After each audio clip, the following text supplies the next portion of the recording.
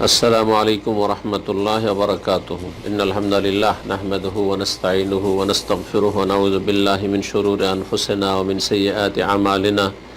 मन यहदिहिल्लाहु फला मुदिल्ल लहु व मन युद्लिल फला हादिय लहु व अशहदु अन ला इलाहा इल्लल्लाहु वहदहु ला शरीका लहु व अशहदु अन्ना मुहम्मदन अब्दुहु व रसूलुहु सल्लल्लाहु तआला अलैहि व अला आलिहि व सहबिहि व सल्लम तस्लीमन कसीरा। আম্মাবাদ।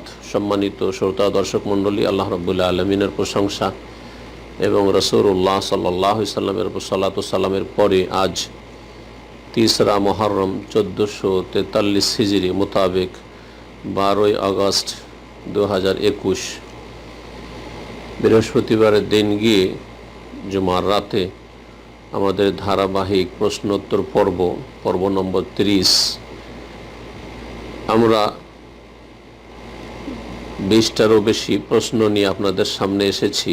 ইনশাআল্লাহ তাআলা সংক্ষেপে প্রশ্নগুলোর উত্তর দেওয়ার চেষ্টা করব। আল্লাহ রাব্বুল আলামিন যেন সঠিক কথা বলার তৌফিক দান করেন এবং আমাদের আপনাদের সকলকে সঠিক কথা, কোরআন সুন্নাহ ভিত্তিক কথার প্রতি আমল করার তৌফিক দান করেন এবং কোরআন সুন্নাহর দিকে মানহাজে সালাফকে সামনে রেখে দাওয়াত দেওয়ার তৌফিক দান করেন।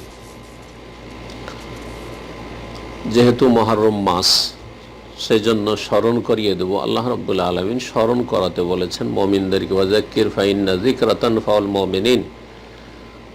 স্মরণ করিয়ে দাও, উপদেশ দাও, স্মরণ করিয়ে দিলে মুমিনের লাভ হয়, মুমিনের উপকার হয়। এই মুহররম মাস সম্পর্কে রাসূলুল্লাহ সাল্লাল্লাহু আলাইহি ওয়াসাল্লামের হাদিস সহিহ মুসলিমে রয়েছে। আবু হুরায়রা রাদিয়াল্লাহু তাআলা আনহু থেকে বর্ণিত, রাসূলুল্লাহ সাল্লাল্লাহু আলাইহি ওয়াসাল্লাম বলেছেন, আফজালুস সিয়ামে বাদা রমাদান শাহরুল্লাহিল মুহররম।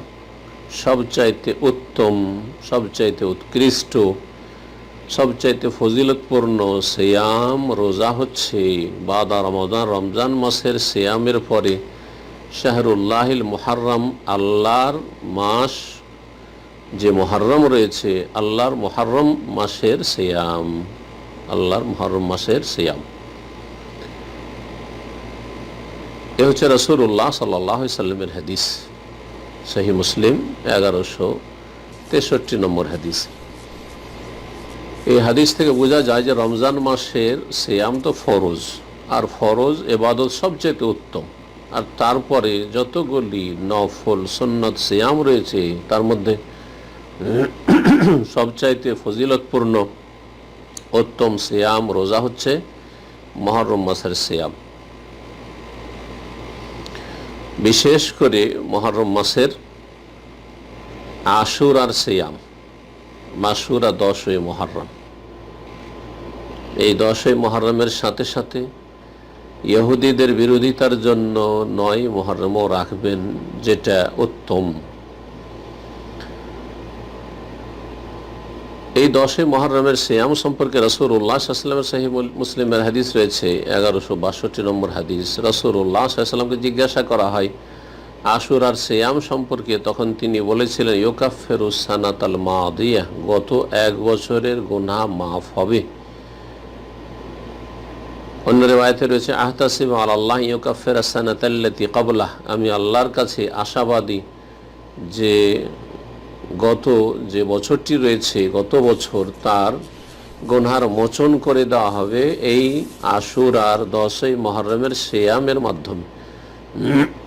সুতরাং মুহররম মাসের 10 তারিখের সিয়ামেরই ফজিলত হচ্ছে গত 1 বছরের গুনহা মাফ। গুনহা মাফ বলতে সাগীরা, ছোট গুনহাগুলি মাফ। বড় গুনহা থেকে তওবা করা শর্ত রয়েছে আহলে সুন্নাত ওয়াল জামাতের নিকট। নেক আমলের সাথে সাথে তওবা করতে হবে, গুনাহ বন্ধ করে দিতে হবে, গুনার ওপর অনুতপ্ত লজ্জিত হইতে হবে, গুনার জন্য আগামীতে প্রতিজ্ঞা করতে হবে যে আমি আর গুনার দিকে, পাপের দিকে ফিরব না। বান্দার হক হলে সেটা পরিশোধ করে দিতে হবে বা তাদের থেকে ক্ষমা নিয়ে অব্যাহতি নিতে হবে। তাহলে আল্লাহ রাব্বুল আলামিন কাবিরা গুনাহ মাফ করবেন। ইন্নাল হাসানাতি ইউযহিবুনা সাইয়্যাত, নিশ্চয় নেকিগুলি গুনাহগুলিকে ধুয়ে মুছে নিয়ে যায়। কোরআনে কারীমে আল্লাহ রাব্বুল আলামিন এমন বলেছেন। আরাফার সিয়ামের গত 1 বছর আর আগামী 1 বছর, 2 বছরের ফজিলতের কথা আপনারা শুনেছেন, জানেন। জি, তো আরাফার সিয়ামের ফজিলত মুহররমের আশুরার চাইতে বেশি, এতে কোনো সন্দেহ নেই। কিন্তু মুহররমের সিয়ামের ফজিলত এই দিক থেকে অনেক বেশি যে রমজান মাসের পরে রাসূলুল্লাহ সবচাইতে উত্তম সিয়াম বলেছেন এই মুহররম মাসের সিয়ামকে। মুহররম মাসের সিয়ামের নিয়ত শোক হবে না। কেউ যদি শোকের নিয়তে রাখে, যে শোকের ঘটনা ঘটেছিল রাসূলুল্লাহ সাল্লাল্লাহু আলাইহি সাল্লামের প্রিয় নাতি হোসেন রাদিয়াল্লাহু তাআলার শাহাদাতের সেই কারবালার প্রান্তে, সেটা রাসূলুল্লাহ সাল্লাল্লাহু আলাইহি সাল্লামের ইন্তেকালের পরে ঘটেছে। আর রাসূলুল্লাহ সাল্লাল্লাহু আলাইহি সাল্লাম এই আশুরার ফজিলত তার জীবদ্দশায় বলেছেন। সুতরাং এই সিয়ামের সম্পর্ক কারো হায়াতের সাথে, মওতের সাথে, এসবের সাথে নেই, বরং এর সম্পর্ক হচ্ছে মূসা আলাইহিস সালামের বিজয়ের সাথে। আল্লাহর পক্ষ থেকে সাহায্য নেমে এসেছিল মূসা আলাইহিস সালামের জন্য এবং তার উম্মত মুমিন মুমিনাতের জন্য। তাদেরকে আল্লাহ, তারা মজলুম ছিলেন, তাদেরকে আল্লাহ সাহায্য করেছিলেন, বিজয় দান করেছিলেন। আর জালেম ফেরাউন এবং ফেরাউনের যারা অনুসারী ছিল কিবতীরা, তাদেরকে আল্লাহ ধ্বংস করেছিলেন। এটি হচ্ছে ইসলামের বিজয়, এটি হচ্ছে আহলে ঈমান মুমিনদের বিজয় এবং সাহায্য প্রাপ্তির দিন। এটি হচ্ছে কাফের, আল্লাহর শত্রু, আল্লাহর দিনের শত্রু, মুমিন মুসলিমদের শত্রুদের পতনের দিবস। এই জন্য এই সিয়াম মূসা আলাইহিস সালাম শুকরান রেখেছে, রাসূলুল্লাহ সাল্লাল্লাহু আলাইহি সাল্লাম সেটির অনুমোদন দিয়েছিলেন। এ হচ্ছে আশুরার সিয়ামের ইতিহাস। আশুরার সিয়াম এই বছরে সৌদি আরবের সাথে যাদের চাঁদ দেখা মিলছে, অথবা পশ্চিমা দেশ থেকে যারা সৌদি আরবকে ফলো করে থাকেন, তাদের জন্য আজকে বৃহস্পতিবার গেল, সামনে বৃহস্পতিবার আশুরা 10 মুহররম। যেহেতু মঙ্গলবার থেকে প্রথম তারিখ শুরু হয়েছে, মঙ্গলবার 8 তারিখ, বুধবারে 9 তারিখ, 9 তারিখও তার সাথে সিয়াম রেখে নেবেন। আর তারপরে 10 তারিখ বৃহস্পতিবারও সিয়াম পালন করবেন। আগামী মঙ্গলবার গিয়ে সহুর করবেন, সাহারি খাবেন। বুধবারে 9 তারিখের সিয়াম রাখবেন, আর বৃহস্পতিবারে 10 তারিখে সিয়াম রাখবেন। আল্লাহ রাব্বুল আলামিন যেন তৌফিক দান করেন। সংক্ষেপে বলছি, ইবনুল কাইয়িম রাহমাতুল্লাহি আলাইহি তিনি 3টি স্তর বলেছেন সিয়ামের। তার প্রথম স্তর হচ্ছে 3টি সিয়াম বা 3টি রোজা রাখা, 9, 10, 11। কেউ যদি রাখে তো ভালো কথা।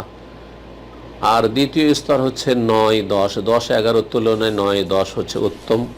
যেমন রাসূলুল্লাহ সাল্লাল্লাহু আলাইহি সাল্লামের হাদিসে রয়েছে, যখন তাকে বলা হলো যে ইহুদিরা এই দিনে রোজা রাখছে আর আমরাও যদি রাখি তো তাদের তো আমরা অনুকরণ করে ফেললাম। রাসূলুল্লাহ সাল্লাল্লাহু আলাইহি সাল্লাম বলে, সহিহ মুসলিম হাদিস, লাইন বাকিতু ইলা কাবিল লা আসুমান্না তাসে, ঠিক আছে আগামী বছর যদি আমি বেঁচে থাকি তাহলে 9 তারিখেও সিয়াম পালন করব, রোজা রাখবো। রাসূলুল্লাহ সাল্লাল্লাহু আলাইহি ওয়াসাল্লাম তার পরের বছর আর বেঁচে থাকেননি, দুনিয়া থেকে বিদায় নিয়েছিলেন। সুতরাং এই সুযোগ তার জীবদ্দশায় আসেনি 9 তারিখে রোজার। কিন্তু যেহেতু এই আকাঙ্ক্ষা প্রকাশ করেছেন, এটি হচ্ছে উম্মতের জন্য নির্দেশ উত্তম যে 9 এবং 10 রাখবে। এটি দ্বিতীয় স্তর। তৃতীয় স্তর কেউ যদি না পারেন, কঠিন পরিশ্রমের কাজ করছেন, কমপক্ষে একটিও যদি সিয়াম পালন করেন, একটি রোজা আগামী বৃহস্পতিবার যদি রাখেন, তাহলে ইনশাআল্লাহ তাআলা গত 1 বছরের গুনহার যে ক্ষমা আল্লাহর পক্ষ থেকে রয়েছে, মার্জনা রয়েছে, তা পেয়ে যাবেন। আল্লাহ রাব্বুল আলামিন যেন তৌফিক দান করেন। ফরজের হেফাজতের আল্লাহ সমস্ত ইবাদত বন্দেগীর ক্ষেত্রে প্রথম যত্ন সহকারে তৌফিক দান করেন, আর তারপরে সুন্নত নফল বেশি বেশি আমাদেরকে আদায় করে আমাদের আখিরাতে, দুনিয়াতে সুউচ্চ স্থান এবং আল্লাহ রাব্বুল আলামিন সান্নিধ্য লাভের তৌফিক দান করেন।